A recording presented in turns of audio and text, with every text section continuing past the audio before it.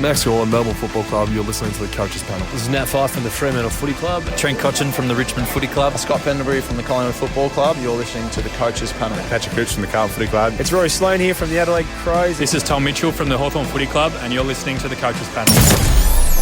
Hey friends, you got MJ from the Coaches Panel. I hope you're well. The podcast coming to you a little bit later this week than we normally like to do, but regardless, there is still plenty of stuff from a fantasy footy perspective we want to get through. Earlier this week, I dropped an article for you, by the way, too, looking at some potential DPPs. They're online for you now at coachespanel.tv. They hit the game Sunday night when the formats open, and boy, oh boy, will we have some big names to potentially talk about it. Before we do that, got to welcome one of the regulars here at the Coaches Panel. You may always hear him on the pod as well. I'm talking about Lewy. Hello, buddy. How are you, man? Good, thanks. MJ, yourself, mate? Oh, look, like everybody else at the moment, in and out of home life at the moment, whether it be you or family members, or in my case, kids, going into ISO life for a week. So busy week in the MJ household, as it's been for many people, but no, up and about and ready to go. And Louis, it is a very interesting time in the fantasy footy season for coaches. I think arguably this next 5 weeks kind of shapes the determination and the direction of your side, doesn't it? With 3 multi-buy rounds, the pre-buy and post-buy round, it really is. This is the big 5 weeks to kind of make or break your side, isn't it? Absolutely. And it's because we've got about 15, 16 trades all condensed into that 3, 4, 5 week period. So you've got so many opportunities to pivot, to go elsewhere, to trade somebody else in, to improve your team, and let's be honest, sometimes ruin your team. So these trades throughout the buys are supremely important, and there's a reason why most podcasts will tell you that. It's all about getting your buys right, and that's where the good coaches come out on top after round 14. Yeah, look, absolutely. Maybe that's somewhere we should start on this episode today. It's sometimes, especially if you listen to the Coaches Panel, you're probably more on the fanatical side and play across multiple formats of the game. But sometimes what can happen in either of those two spaces is you overcomplicate how you approach these next 5 weeks. And again, I'm driving home the next 5 weeks because it's what you do the week before the bye, so you don't panic, how you navigate the intensive of 3 weeks, and then what you want ultimately your side to look like after the bye round of round 15. And so maybe it feels a little elementary, Louis, but maybe let's take some time on buy round strategy, buy round planning. At this point in time, it's almost too late to do too much. But if coaches are looking at their side now, or they have been, and it's kind of mapping out the next few weeks, what's some really sage advice you could give coaches to help them through? Look, it's super simple, MJ, and I wish I could give you something a little bit more complicated, a bit more creative. But at the end of the day, throughout your buys, at a minimum, you want 18 players on your ground. I don't care if they're premium, if they're rookies, mid-prices. It doesn't matter because, as we know, 18 scores count. If you have more than that, perfect. Then your poor ones drop off. But the most important part about the buys and where your real point of difference is, because trust me, it's quite common for coaches to cop donuts through the buys, especially if some things go wrong. Your point of difference is simply getting through the buys unscathed with a full team each and every week. It's maximizing points, isn't it? Is really what you're talking about. And MJ, the hard work's been done. You know, it's round 11 now, so you should have built a solid team, a team that's capable of scoring throughout the buys. Yeah. At this point, it's just about managing them the next 4 weeks. And I say 4 weeks because it starts this week. It doesn't start next week when all of a sudden we've got 3 trades. What do I do? No, this week you need to be sorting out your round 12 buy, which is what you're going to be having next week anyway. Correct. And then with your trades that following week, you're working out round 13. The following week after that, you're working out round 14. And the following week after that, all of a sudden, you've got a little bit of luxury to play around with your side too. So you're always trading ahead is some advice I've got, MJ. Yeah, that's nice. I think I'd almost add as an appendix to that, not in contrary to that, but in addition to that, count premiums within that, not just 18. Because what you can have is you can go, I've got 19 on field. And I go, awesome. How many of them are actually guys that are going to deliver scores that you can bank going over 50? How many of these are actually premium guys? Because again, maximize scoring on field, getting as many viable options to maximize your scoring. So these cows help us But to be honest, if you're looking at a Corey Durden and going, he is my white hope between 17 or 18 on the field, he is equally as likely to give you a 20 as he is to give you a 70. And so you just can't put a heap of points, trust, or capital in these guys. So it's about your premiums within the 18. And then the other thing I'd kind of add to that, I know you've got some other advice to share, I'd say is kind of look at the bye rounds rather than a 1-1-1. Look at it as one big totalitarian week.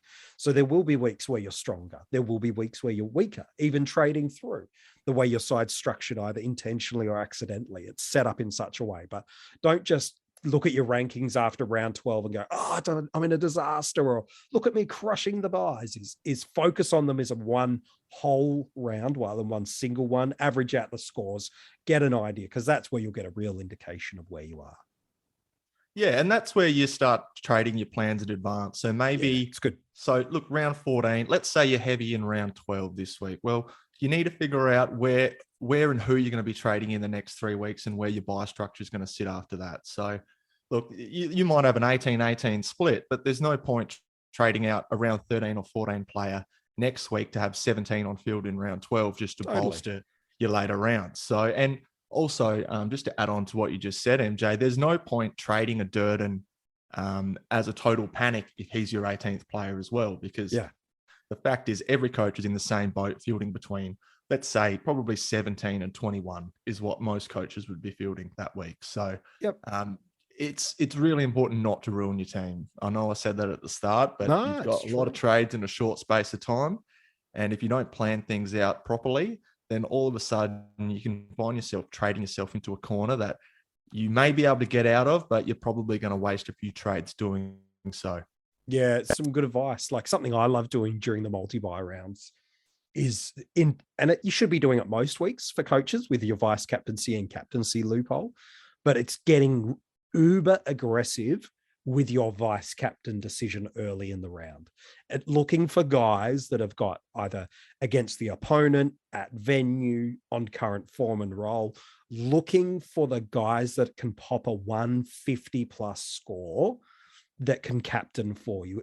For those that, for example, captained Oliver over Petrarca last week, for example, Oliver, that 30, 40 points difference across the format. So again, Petrarca's a perfectly fine captaincy score from last week.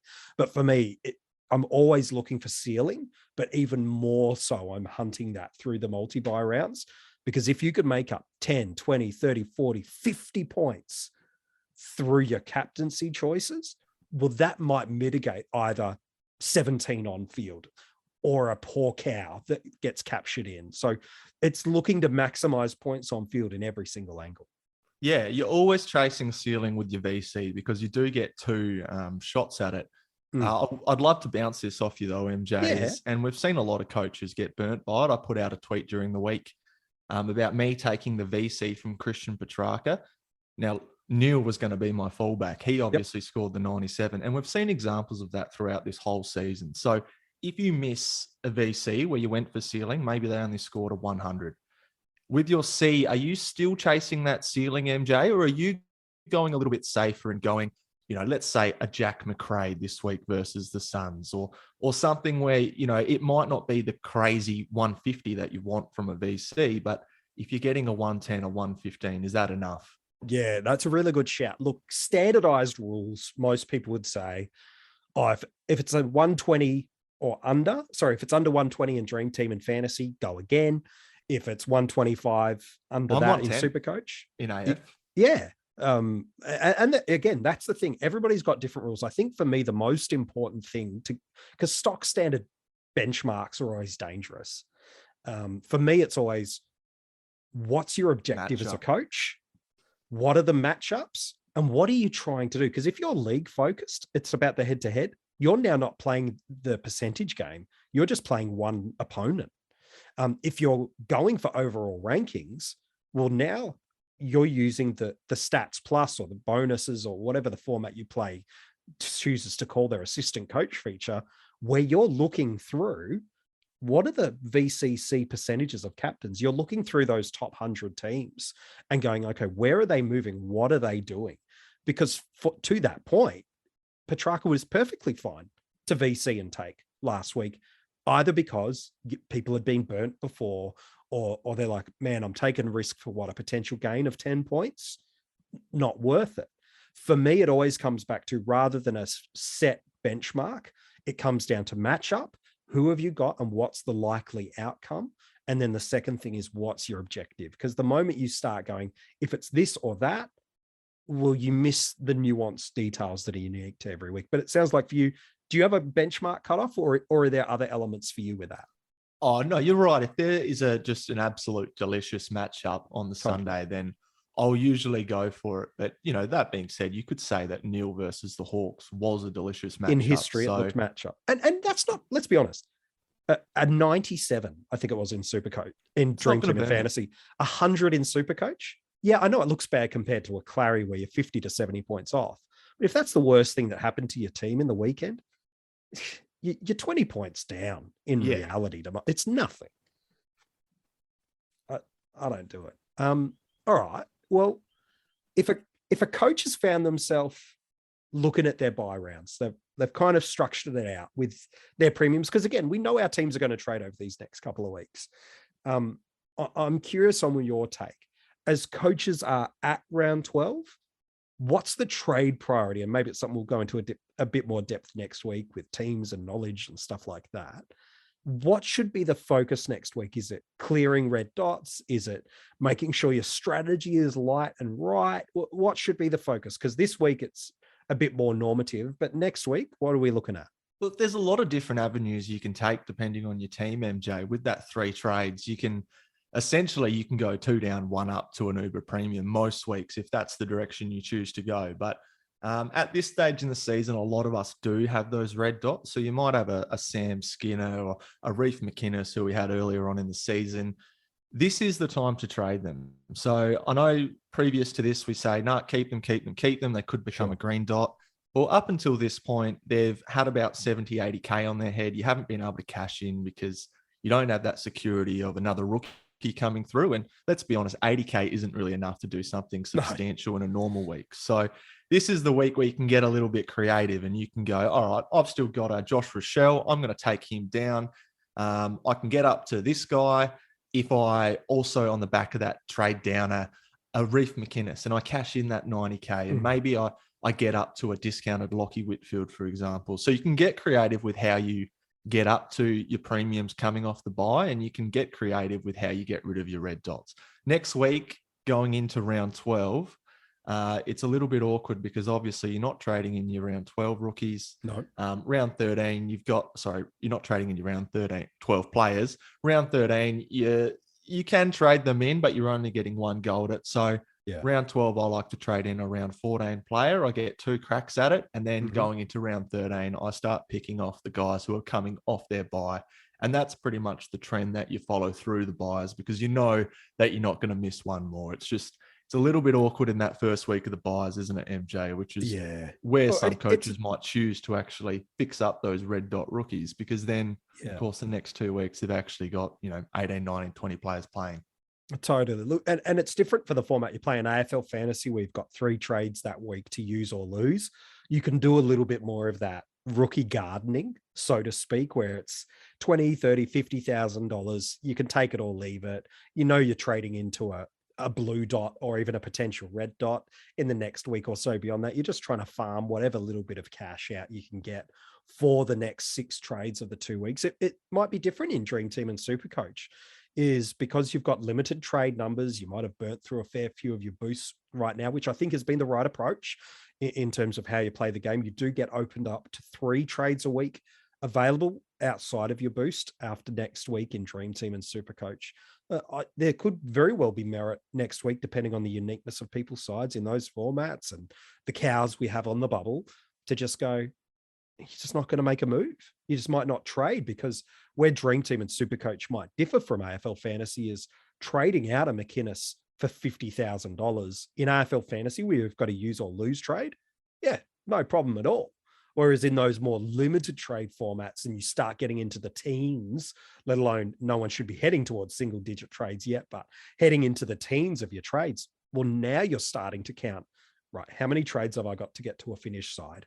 How many trades have I got in the kitty for emergency injuries or long-term suspensions that come? So you might not have the flexibility and freedom that, as Louis talking about for AFL fantasy coaches, to just go, it's 50K, 80K, knock yourself out. Because in those formats, I'd be looking for 150K to kind of make on these guys. And a few years ago, you might remember Josh Dunkley played 2 games right at the start of the year I think it's back in 2016, and then didn't play for 12 weeks. And then all of a sudden pops back and on the Bulldogs run home to the premiership, plays the last 6-7 weeks, and people had traded him out for nothing and then traded him in again. And so that's the dilemma with these red dots in the more limited trades, is you can kind of waste a trade for not much cash. But AFL fantasy coaches, you don't have to worry about that, which is all good. I'm curious, man, before we talk DPPs and we want to answer some Patreon questions, is there anything else about the buys that you really want to drive home for coaches that they kind of connect and collect with? Look, I'll throw this out there, MJ, because it's something that affected me last week, and something that got away from me a little bit, because throughout this season, and personally, I've had to trade out a Hewitt, a Cripps, and a Whitfield. So wow, just make sure that your buy structure is in order, and get brutal with your rookies. So I thought I was going okay last week, and then I thought, well, hang on, let's actually be realistic here. What if I don't get a Luke Cleary? What if I don't get a Hugh Dixon? What if there's one that's just a total curveball I don't see coming? I want to prepare for that. So just don't be afraid to be brutal. They may play, but just pretend that they're a red dot and see where your team sort of lies. And that's maybe where you do come to counting your premiums a little bit, even though I don't think it's as important. So just make sure that, and it's really just circling back to what I started this podcast with, MJ. Make sure you've got 18 on field. Maximize your points. That's it. Yeah, 100%, man. Like we're a couple of hours out from teams dropping. Chances are, as people are listening to this episode, teams are already out, and there might be some more dilemmas that have landed. And our apologies to coaches for not being able to answer them. Although I'll jump in my Fantasy Footy Friday Q&As in the car about 5 p.m. Eastern tomorrow and be able to answer those for you on a Friday. But the new DPPs hit the game Sunday night. Like I said at the top of the podcast, we've got an article at coachespanel.tv that kind of establishes and looks at some of the really big ones. I think there's some really helpful ones I think are coming our way, aren't they, Louis? Based on the number crunching, I think Bont's pretty much got it already. If he plays, even if he doesn't play, he's got it. I think if he attends 1 centre bounce as a forward, he's a mid forward. Bailey Smith's maybe like 1 or 2 centre bounce. So I think we can lock them in as probably the 2 big gains. Would you be trading into them this week? Now, it's different across formats with break-evens, prices, buy structures, etc. But you're confident enough that both these guys are going to pick up DPP for coaches to move into them universally? Yeah, I'm confident both will pick up forward status, and I'd be happy to launch into a Marcus Bontempelli. I think he's actually underpriced on what he's doing as a forward pretty much. And I think as the Dogs come home, they're going to be firing. His average should remain about that 105 to 110.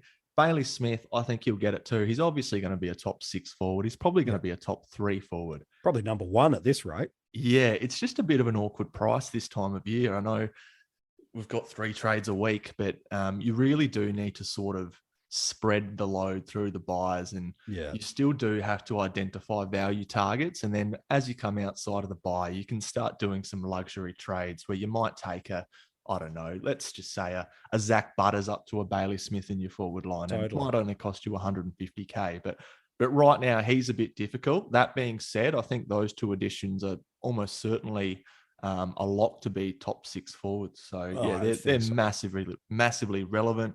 Darcy Cameron's another one who'll probably pick up DPP with the ruck status. That's going to be pretty handy for all coaches throughout the buys.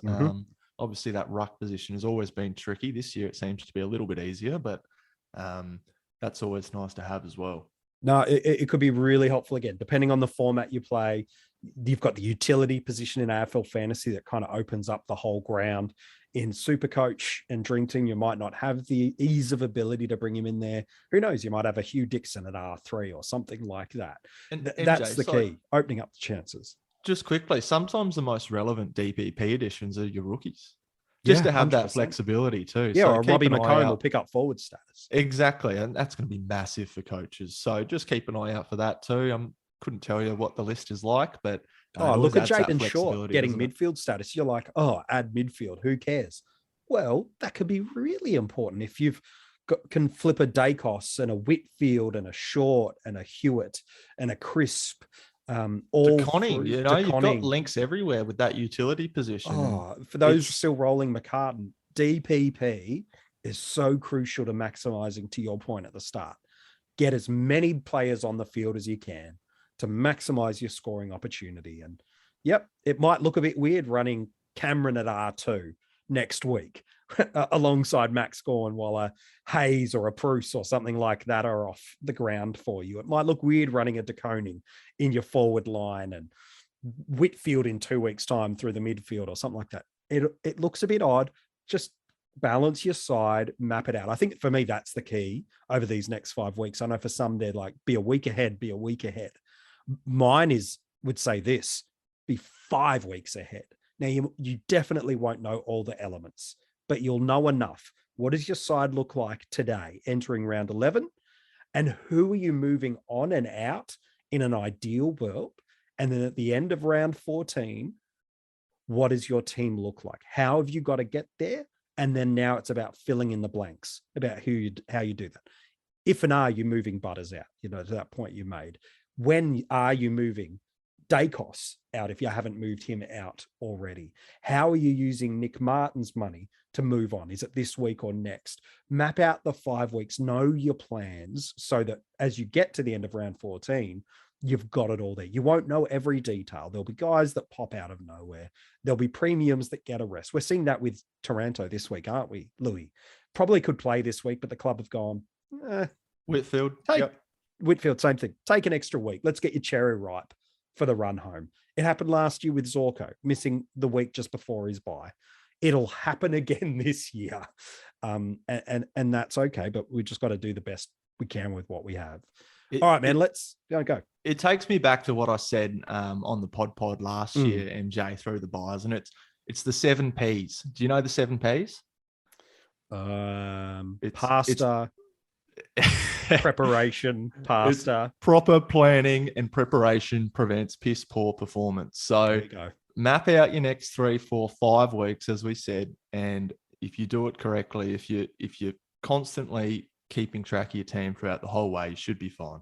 Yeah, very nice. All right, we're going to short and sharp wrap up this episode soon. We're going to rapid fire through some of our Patreon questions for you, Louis. Of course, if you've loved what you've got from the coaches panel so far in 2022, for just a couple of bucks a month, you can support us by going to coachespanel.tv, becoming a Patreon. There are a bunch of exclusive rewards that come your way just for supporting us.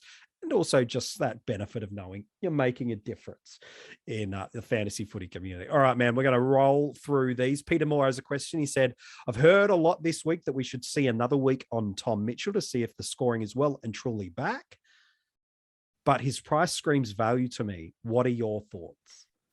We've got 9 weeks of data to suggest that maybe he's not the same player he was in previous years. We've got 1 week of data to suggest that he can score, but not necessarily that he's got the role. So he is value, but he's also going to be value next week, and he's probably going to be value the week after too, and unless he does pop a big score. So I agree with people in the camp of wait a week and see, because there's a lot of coaches out there who have started Tom Mitchell for 9 weeks, and they're pretty disappointed. So yeah, just hold your fire, and I don't think he's going to hurt you this week, even though it's a nice matchup. I don't think he's going to hurt you with his ownership this week, waiting a week.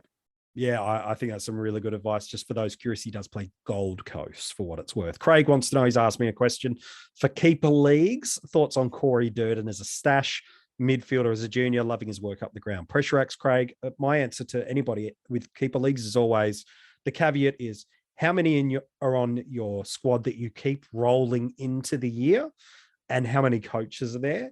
And what are the draft restrictions and rules in and around that? Those are always the answers. For example, if you're only keeping 8 to 12 and there's 10 of you as playing, you're absolutely not keeping Corey Durden. You're going to absolutely be able to go and redraft him if you're really bullish on him. Conversely, if it's a 10, 12, 16 coaches and you're keeping 25, 30, 35, then you're more likely to keep him. So for me, anything under keep 20, I'm not keeping Corey Durden. I'm throwing him back in the pool and going to redraft him. If it's a bit more over that, Craig, then I'd consider it. Also on that, MJ, I think if he's holding him to be a midfielder in the future, I think you cut him. He's 170 centimeters, and Carlton has midfield stocks out the wazoo for the next 10 years. So it's not coming. not He's happening. the small forward. He might be an elite small forward, but geez, what is Eddie Betts' best season? And Yeah. he's no Eddie Betts. So I think you cut him if you're waiting for the midfield role. He's just going to be your standard small forward. I think so. If he moves to a different club, sure, maybe different story. But yeah, no, I'm with you on that. Ian wants to know who are the best rookies this week to bring in. Anyone you like the look of, Louis? So Saligo is the obvious one. I think he's got a bit of job security, got the coach's votes. Rebuilding side, I think he's a massive tick with the -11 break even. In AF, yeah. Look, you could take a look at Luke Cleary if he's named. Especially if he's named alongside a Duray and a Crozier, and he's not the sub. Then all of a sudden you start to go, hang on, this guy's got a little bit of job security. Outside of that, MJ, am I missing any there? Oh, look, Roberts has been named to debut for the Swans, but I think he's only a runner while JPK's out. Butler's there from the Hawks. He's on the bubble in Dream Team and Supercoach. I know he's round 14, but I don't really like it. Stevens as well should have an opportunity. He's probably outside of Saligo the best mid to have a look at. You've got a Jacob Weir. He's got the 2 break even. You're not going to jump on this week, but next week if he's named, the round 13, then absolutely you jump on Jacob Weir. He'll probably be about 250K if he continues to be named. You've also got a Joel Jeffrey with a -11 break even, but he kicked 5 goals and small forward, and you just get flashbacks to a Matty Rosas just a couple of weeks ago. Yeah, know that's what you're trading into, isn't it? Yeah, no, I'm with you. I think Saligo is the supreme pick this week, and if Cleary's named, you could maybe put them side by side depending on the needs of trades and positions you've got in your side. And you might get a Hollands. That's true. The that's listeners should know by then. Yeah. Ian's also asked another question about after seeing GWS's game, who's benefiting from the team the most. I think my quick answer to you, Ian, is they played West Coast, number one. They looked better, but they still didn't look great. And then the second thing was no Taranto, no Whitfield, no Ash, and no Bruce. And a new coach. So for me, I'm still wanting not just this week of data.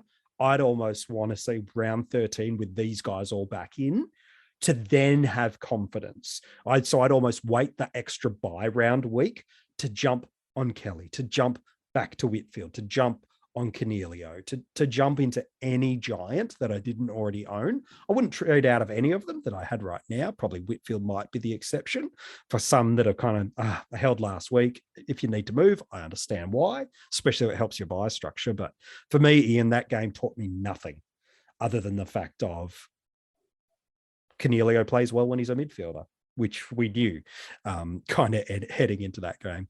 Brendan wants to know in AFL fantasy question, is going for a mid-pricer with the round 14 buy through the buy period with a worth a punt? Who are you kind of looking at? He's suggesting DeGoey. No, that's not the answer. But is there somebody that's got is a nice runner for 3 weeks that you can think of with a round 14 buy for you, Louis? I've got a name. Gee, off the top of my head, it's I'm stretching MJ, but I know there's a couple of very cheap options from North, like a Taran. He's not in form, but no, I'm curious to hear your player. For me, it's Kitty Coleman at 506,000. Wow. Defender forward. He's coming off the back of that 98 against the Hawks, the 79 the week before against the Crows, and 83 a handful of weeks ago. So for me, he's the kind of guy, again, depending on what you need with your cash, drop a Nick Martin down to a Coleman. You're going to make that extra 100K back again. Now, some might go, I need the money this week to go down to Saligo or Cleary to get the premium I want. Fine. But if you only need 150K, well, you're getting 4 weeks. You're getting versatility on side. For me, Coleman feels like a really nice runner. I like the versatility, and I like that his time on ground's jumped up. He was very low when he first started, when he came back from injury.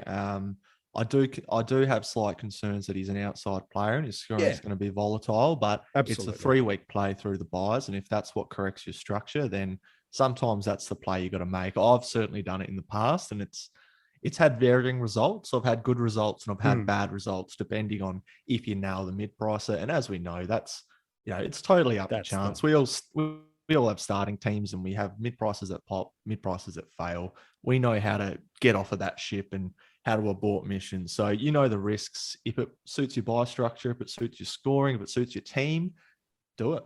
Yeah, no, I think that's a really good shout. Dale wants to know what's Luke Cleary's job security. Chances are, Dale, you'll know by the end of tonight. I think you'll know by tonight. By the time you're listening to this, you already know ahead of us, Dale. Paul wants to know, hey, legends, what do you think that Max Gon will be a top 2 scoring ruck option from now until the end of the minor rounds? If He'll not, be top who are 1. the options? He'll be top 2. Top 1. Yeah, I've got no doubt. If I you think he's don't the own best. him, you can keep rolling and buy him at a bargain price. He's not. We know why he's not scoring. He copped that. He had a bit of a knee niggle a couple of weeks ago, and his splits changed a little bit, and he's warming back in. D's, when it's business time, will be firing, and he'll be up and about. Yeah, no, fair enough too. Peter wants to know, could Haitley be the next Cameron in AFL fantasy? Peter, no, he's not, because you're only getting 2 weeks out of him. If you're looking for a money runner, I'm wanting 3 weeks out of him. So no, he's not going to be there. Sam wants to know, should we be worried about Merritt's low CBAs the last couple of weeks as a post-buy target? Yeah, you should, because in the preseason they also floated that his role would be a little bit different. He might spend a bit more time off half back, but the main concern that I've got with Zach Merritt is, firstly, Essendon are probably as poor as they've been since he's been at the club. That's true. Maybe disregarding the drug saga year, but still the point remains. And the tackling's certainly not there from a lot of their players. Now you could say it's going to bounce back, but I just think that Zach Merritt is a player that is 115 averaging player in a decent side, but in a poor side, I think 10 points gets taken off his top average. And also, we don't have, well, in previous years, he hasn't had the Darcy Parishes to compete with as well. And obviously we know that Bombers have really sort of boosted up that midfield rotation. They've probably got 7 or 8 midfielders that can run through there at times. So look, he's probably going to be a good post-buy target. He's going to be 100+ guy. Super cheap. Yeah. I just think massively taper your expectations on Zach Merritt. Maybe that's a bit of a hot take, but that's just how I'm feeling. I think that's fair. Like, if the CBEs pop again this week, awesome. The good thing about Zach is he can score anywhere. Just that ability to get outside and get into space. So yeah, I think the temper expectations is a really nice shout, but you're not paying for him in 2 weeks' time to be the 115, the 110 guy. You're paying for him at 100. And if that's your M8 from now to the end of the year, that's not bad for a guy that, like you've said, has got this really nice history of 110s through multiple years. I think it's a really good shout.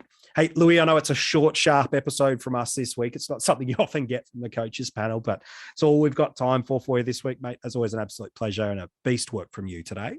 Thanks for having me, mate. Great episode. I hope the listeners enjoyed, and good luck this week and throughout the buy rounds. Yeah, absolutely. If we can help out in any way, well, the best way to do that is jump on, become a Patreon. You get easy, quick, sharp access to the panel. There's articles for you to check out at coachespanel.tv. And we'll be back next week with a real in-depth analysis on the players, the positions, and the way you can navigate the next month of fantasy football for ultimate success. Give it all, now give it true, give it up, give it